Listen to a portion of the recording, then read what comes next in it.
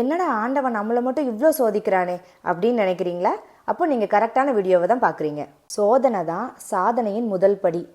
நான் சொன்னால் நம்புவீங்களா? நம்ப மாட்டீங்கல்ல. ஆனால் சூப்பர் ஸ்டார் ரஜினிகாந்த் சொல்லியிருக்காரு, இன்பம் மட்டுமே இருந்தால் வாழ்க்கை ரொம்ப கசந்துடும். அதுக்காக துன்பத்தை தேடி போக வேண்டாம், வந்தாலும் நொந்தும் போக வேண்டாம்.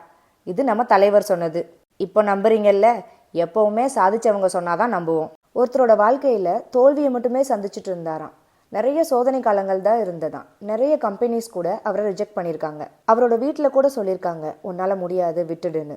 ஆனால் அவர் விடவே இல்லை. அவரோட நம்பிக்கையும் சரி, அவரோட முயற்சியும் சரி. அந்த சோதனை தான் அவர் ஒரு பெரிய சாதனையாளராக மாற்றிருக்கு. நான் யாரை சொல்கிறேன்னு தெரியுதுல்ல?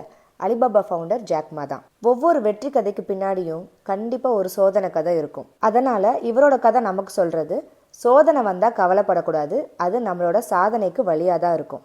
இதை யாருக்கெல்லாம் நீங்கள் சொல்லணும்னு நினைக்கிறீங்களோ மறக்காமல் அவங்களுக்கு இந்த வீடியோவை ஷேர் பண்ணிடுங்க. அப்படியே லைக் பட்டனையும் தட்டிடுங்க.